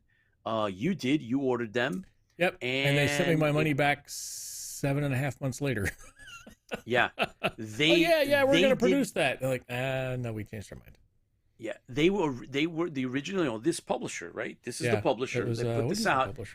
And it was funny because at first they were like, "Oh yeah, we have copies," and then they were like, "Oh no, we're gonna produce the copies." Yeah, and then it went to no. All of a sudden, like they probably did some research and found that their licensing had probably expired. Probably, and they weren't able to get us because they were like, "Oh yeah, we can get them for you, no problem. What are you looking for? Yeah, we have that. It's in our catalog." And then all of a sudden they took it down. So yeah. So anyways, but this book is really good. It is by Richard Hatch. It is. Yeah, we get an idea of what maybe his vision was. Yes. In regards to Battlestar Galactica. So a quick summary from the last couple of ones. Let's see. Starbuck died. And I'm doing the Cylon version. Starbuck died and Adama died. Wow, that's all we need to know for the last couple chapters. Oh boy. So, anyways, there's a power vacuum. I would say they're trying to find somebody to take over the Battlestar Galactica. There's the Kabolian. I hope I'm saying it right. Kabolian. And there's Caprican. Those are the people, so they're like, oh, Caprican should be in charge of the Battlestar Galactica, and the Kabolian, which is kind of like royalty. I guess that would have been Adama, and those people who were born into that bloodline that's in there. So they're like, maybe, they want to, so when Adama died, they have to fill this power gap. And this chapter is, there you see the fighting. So the last chapter ended with Cassie saying, "Hey Athena, I'm recommending you to take over." And Athena's like, "Well, nobody ever thought about that. Why didn't President Ty, talk to me about making Apollo the stand-in?" And then they're like, "Well, why didn't they consider me?" And so Athena's kind of bent right now in regards to not being included in the decision-making process. And she is the XO of the Battlestar Galactica. So she is was it lieutenant colonel? No, she's a colonel. Ah, crap. I forgot what Oh my God. I think she's a lieutenant colonel. Right? Chris, can you decide whether it's your inner Cylon speaking or your Athena crush speaking? Both. It's my Cylon crush on Athena. That doesn't compute, but okay. Yes, it does. In my world, it does. Yeah, in your world. Lola, are you listening to this? Because this is just... There's a fan fiction for you. Mm-hmm. Yeah. Yeah. Okay, you whack job. Yeah. All right, so... Cylon and Athena fan fiction. Oh, Tune in to All Interfleet right. Broadcasting next week when we talk about that. When you No. go see the shrink, you see what was the Is Athena the shrink? I'm okay with that. That's right. No, you're gonna go see what's his name, the doctor, the one that takes the Cylons apart. Oh no. Talk about genocide. Come on. Oh, hi. Welcome to my shop. Oh, by the way, I'm taking you apart. Dr. Wilker. Yeah, but he was already murderer. He was broken, man. No, he took them apart and then had to put them back together. And try.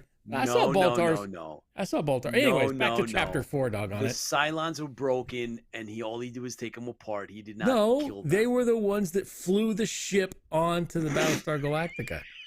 Oh, don't go here. We'll go there, but I mean, this is a 24-hour broadcast at this point. So you need some time with Dr. Wilker, and he will Dr. fix Wilker you. is a murderer. I would even say he's probably a serial killer. He took apart 2 broken Cylons, and that's what you say about the guy? They weren't broken. They flew the thing. Baltar's Cylons. They flew there. They didn't we crashed. No, they flew onto the base star or the Battlestar. And then he took them apart. They were functioning. All right. You know what? All right. Back to The chapter Athena 4. Diaries. I had a Cylon lover. Yes, mediocre modeler. That's probably where he would like to go. But there we go. Okay, so isn't that Penthouse Stories or something? Battlestar Stories. Chapter 4. I got to do that. The better voice here. Oh no. Battlestar Stories. This week on Battlestar Stories, Athena and Cylons. Is it possible? I think so. I'm going to have to defer to Dr. Wilker. He will tell me if it's possible. What was it? Fully functional in every way.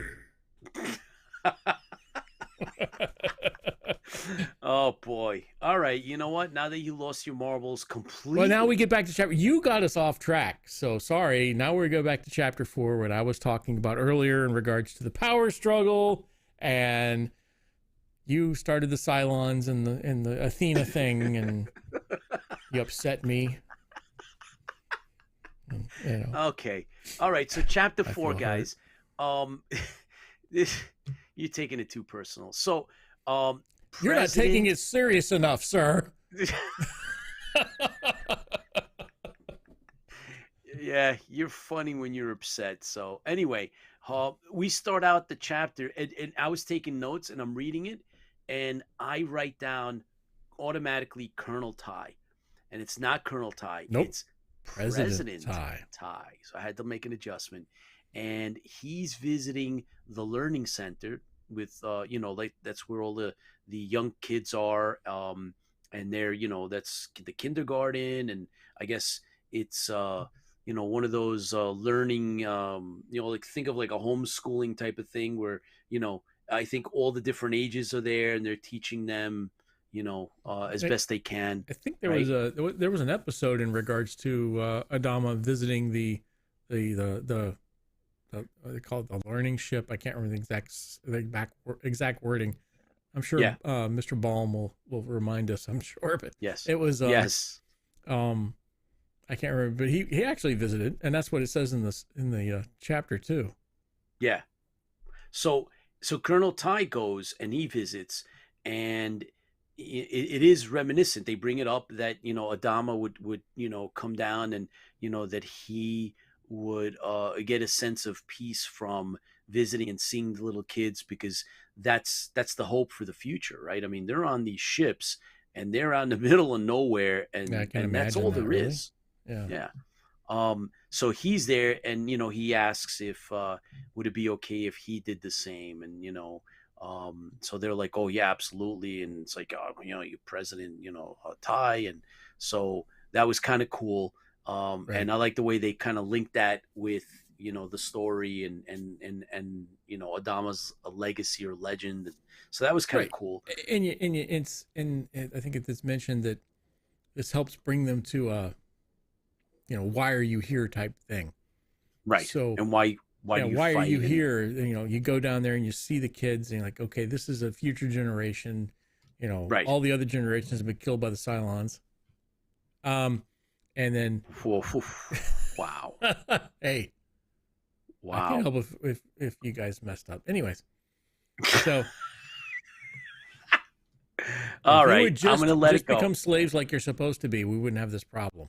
All right, so, you're out of control, and I'm going to put you in check. Yeah, but he's down there. He's remembering. Kind of gives them a purpose behind why they're fighting, the purpose behind why they're looking for Earth and those kind of things.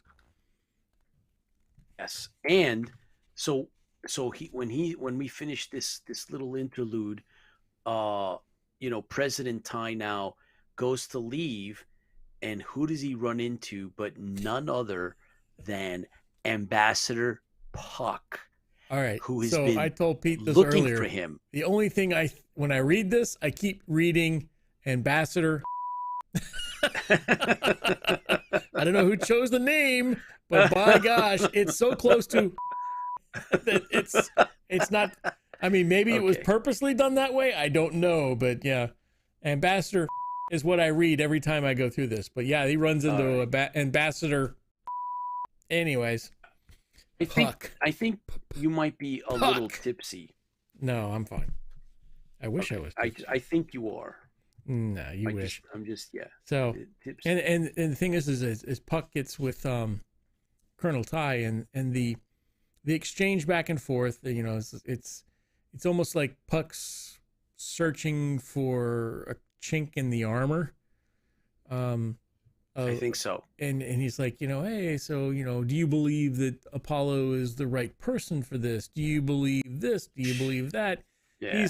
Come on. He's and come on. And and of course we all think, Apollo probably is the right person, but after reading this, I don't know.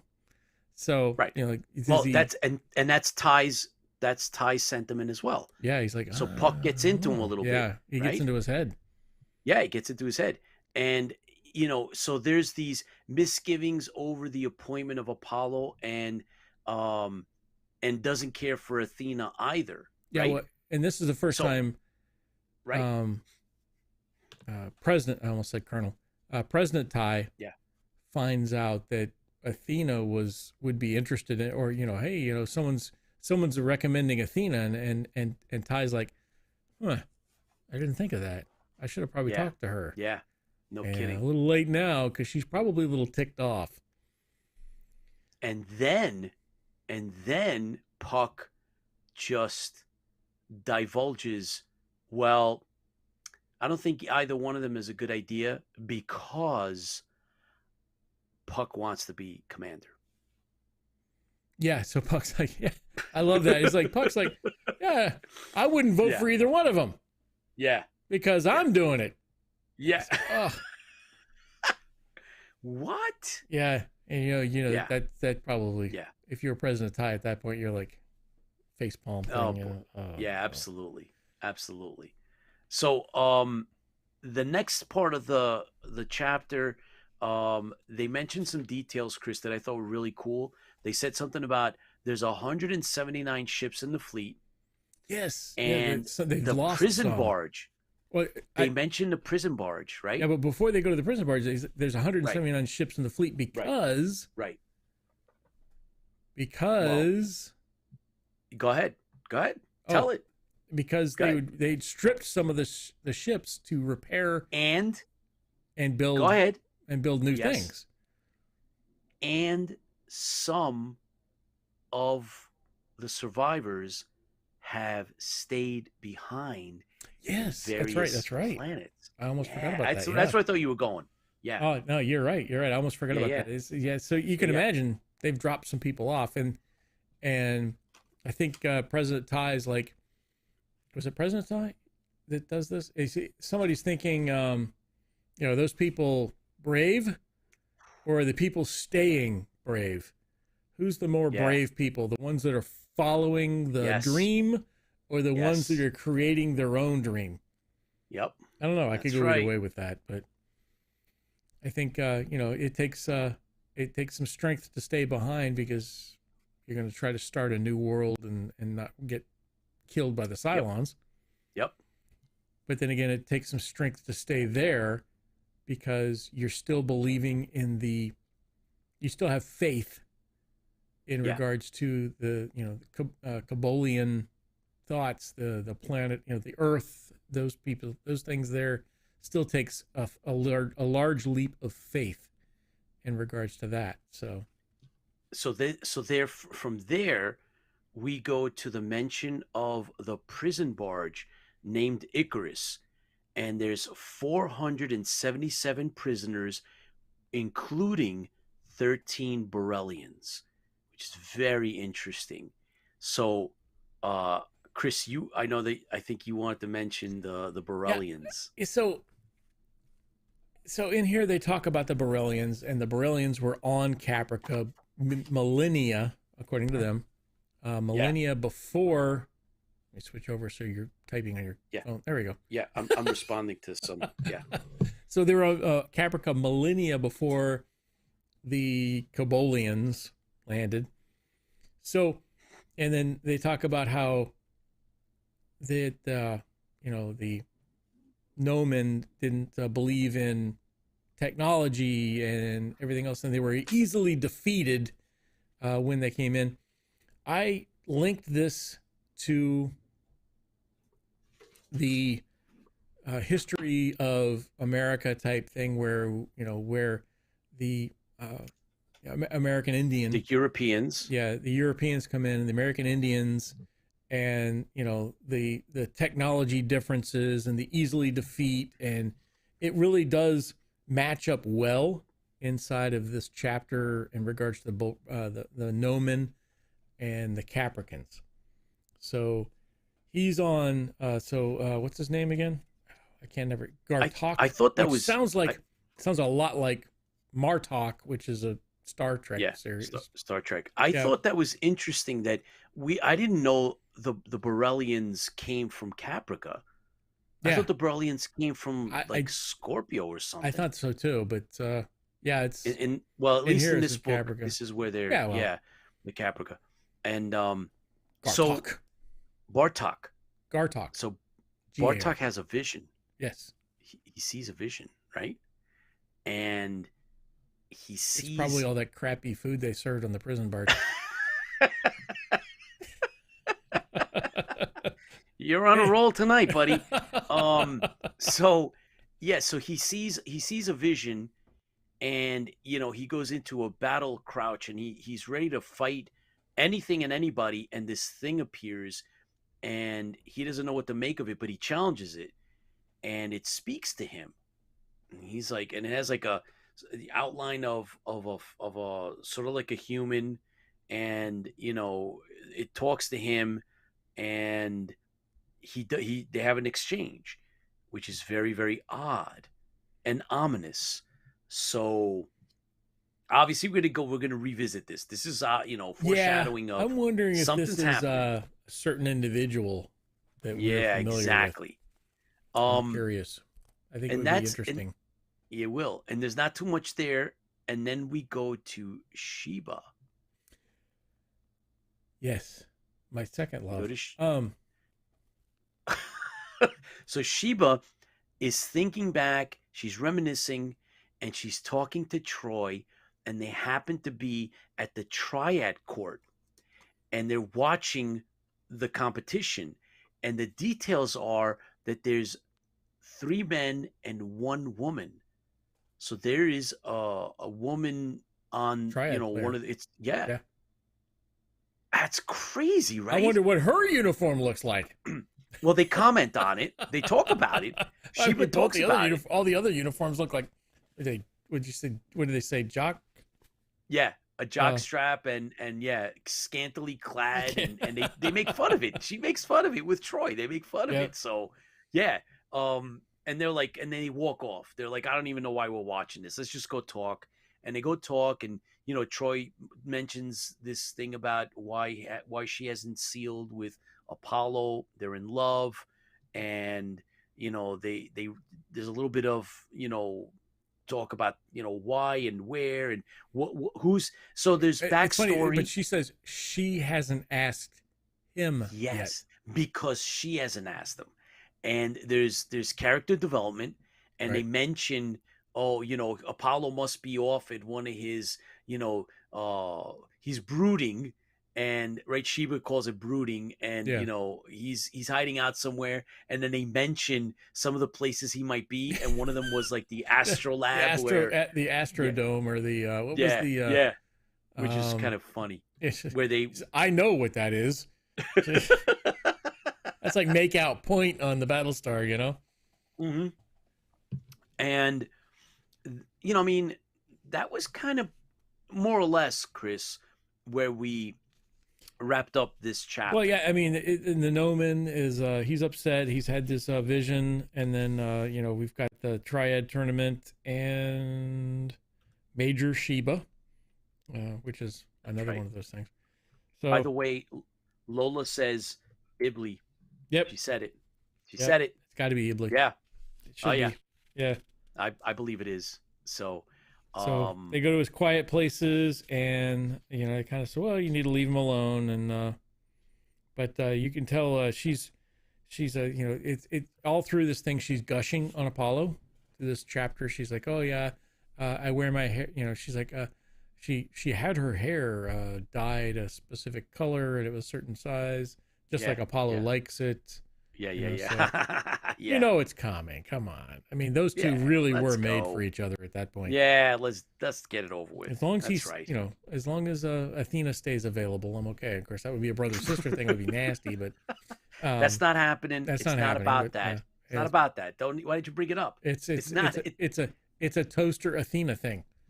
And by the way, God, okay, Marin. All right. Marin. So with that said, yeah.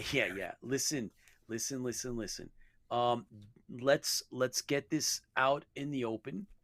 We have a bunch of scheduled interviews with others that are going to be coming on. First of all, that's where the book ends, and we'll pick up next week with chapter 5. That's right.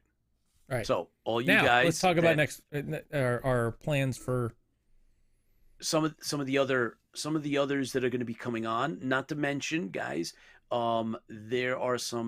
have some specials that we're working on. We're going to be bringing back a trivia night, and hopefully we can call out to some of those that had been on the show before and have them on for trivia. We had a good time with it. We're going to do it again, and then we're going to have some celebrations.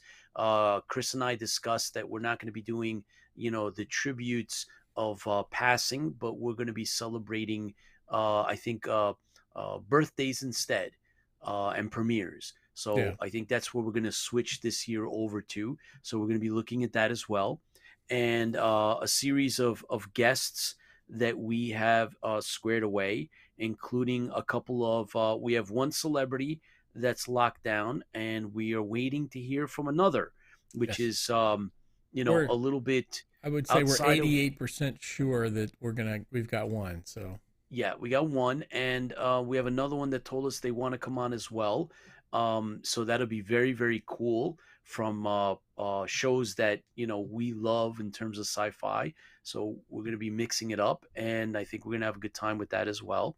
So stay tuned, guys, for a lot more from IFB, and also we're going to be doing a spotlight on John 1, and following that, Tricky Faye.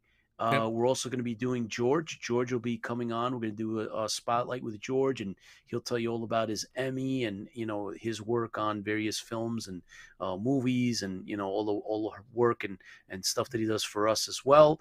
And then at some point we're also going to do a little bit on ourselves. So we'll give you a little bit of background on I'm going to get Dr. Wilker, and he's going to take Chris apart. And then, we'll put them back together, and we'll talk a little bit about what got us here, and, what all this means to us, and, how much we enjoy sharing all of this, sci-fi stuff and Galactica stuff with all you guys. And thank you for tuning in wherever you may be, whether it's down under or in the UK or in South America, Canada, or wherever in the United States. Conventions are coming up, right, Chris? We're working on our convention schedule. Yep.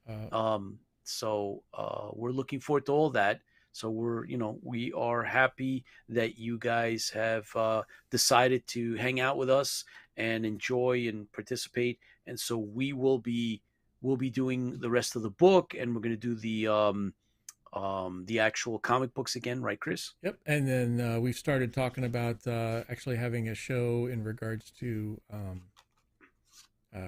Pyramid, how to play, and actually playing a game online with between a couple of people. So we actually have the ability, we believe, we're researching it, but we have the ability to actually play a game online utilizing a digital deck, which may be kind of fun. So we'll find out if that works out or not. So we will do a tutorial, right? We're going to do the tutorial, and then we're going to play. We're going to actually play Triad, and then if that works, maybe we can have a couple of you guys come on and play with us. That'd be a lot of fun. And then so that's planned as well. So we got a whole bunch of things coming up, guys. We really appreciate you tuning in and hanging with us. So from me, I just want to thank you, and we love having you on board. Keep clicking the thumbs up and subscribe and everything else. Don't forget to tell your friends about our show, have them come on. And if you want to contact us again, the email is info@interfleetbroadcasting.com. Stay safe, be awesome. See you at the next show, and keep the faith. And remember, our little motto is, fans fuel the fleet. Chris? Yep. So we really enjoyed having you with us tonight. We enjoyed being able to bring you some super fans, and I think there are other super fans out there that probably ready to take the leap. I think we've got some great things planned in the future, and if not, we'll always have some fun with the books and everything else that's going on. So please join us. Don't forget to click thumbs up and likes, just like Pete said. It's important that we get those pieces lined up to, so people can say, hey, this, we when we approach a con, for instance, it's the number of likes, it's the number of followers, it's the number of those, a number of our traffic that gives us the ability to attend the con as media and being able to do interviews with people at the con. So if you make sure you hit those things, it'd be great. Don't forget, it's Facebook, it's YouTube, it's Twitch, it's Twitter, it's Facebook, YouTube, Twitter, Twitch. Yep. Instagram. I'm missing any? Nah, I think that's pretty much it. I think that's pretty much it. Those are the main ones that we do. So just look up Interfleet Broadcasting on any of those platforms, and you should be able to find us. Chris, before you press the button, Chris Dykes for doing the modeling, and Chuck Davenport for the animation. And thank you guys for doing that for us. So fans fuel the fleet. Those are some great fans there too. Absolutely. They fuel us. So thanks a lot, y'all. Take care. We will see you next week when we come back into broadcast range with the Comtel ship. Take care. Take care.